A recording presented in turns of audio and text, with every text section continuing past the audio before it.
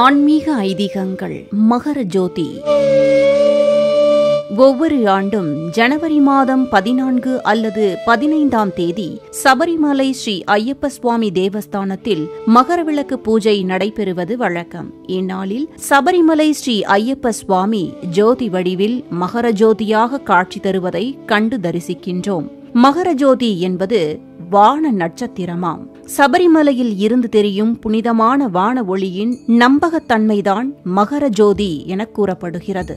ஐயப்பன் தன் பக்தர்களை ஆசிர்வதிப்பதற்காக மகர ஜோதியில் தன்னை நிலைநிறுத்திக் கொள்வதாக நம்பப்படுகிறது. எப்போதும் தவக்கோலத்தில் அருளும் ஐயப்பன் ஆண்டுதோறும் மகர சங்கராந்தி நாளில் மட்டும் மகரவிளக்கு பூஜையை ஒட்டி திருவாபரணம் அணிந்து முழு அலங்காரத்துடன் அருள் பாலிப்பார். அன்றைய தினம் சன்னிதானத்திற்கு எதிரில் உள்ள ஐயப்பனின் மலையான காந்தமலையில் ஜோதி ஸ்வரூபமாக ஐயப்பன் காட்சி தருவார்.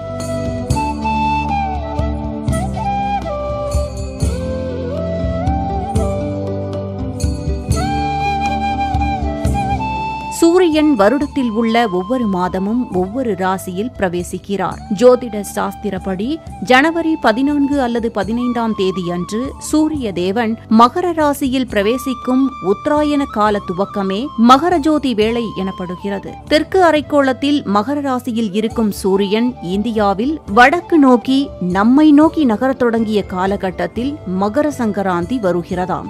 நாம் குளிர்ந்த பருவத்தில் இருந்து வெப்பத்திற்கு வரத் தொடங்குகிறோம். இந்த மாற்றம் பருவகால சுழற்சியின் புதிய தொடக்கத்தை மகர சங்கராந்தியாக கொண்டாடப்படுகிறது எனவும் சொல்லப்படுகிறது.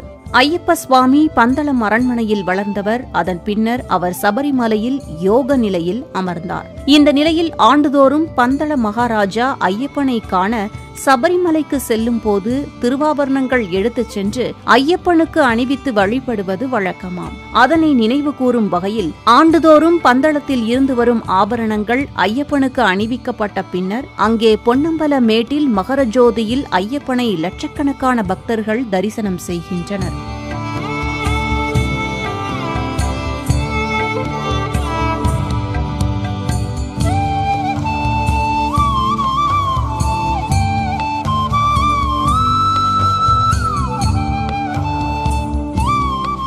இறைவன் ஜோதி ரூபமானவன். அவன் எங்கும் நிறைந்திருக்கின்றான். எனவேதான் பொன்னம்பலமேட்டில் சுவாமியே சரணமையப்பா எனும் பக்தர்களின் சரண கோஷம் மலை முழுவதும் அதிர ஐயப்பனை ஜோதி ரூபத்தில் தரிசனம் செய்கின்றோம். இந்த ஜோதி ஐயப்பனாக கருதப்படுவதால் மிகவும் மங்களகரமானதாக சொல்லப்படுகிறது. இந்த அற்புதமான ஐயப்ப ஜோதியை காண்பதன் மூலம் அபரிமிதமான செழிப்பு, வளம், ஆரோக்கியம் மற்றும் மகிழ்ச்சியும் பக்தர்களுக்கு கிடைக்குமாம். நேயர்களே, மகிமைகள் பல நிறைந்த சபரிமலை சுவாமி ஐயப்பனின் அருள் என்னும் ஜோதி நம் வாழ்விலும் ஒளிரட்டும், வளங்கள் பெருகட்டும். ஆன்மீக ஐதீகங்கள். மகர ஜோதி.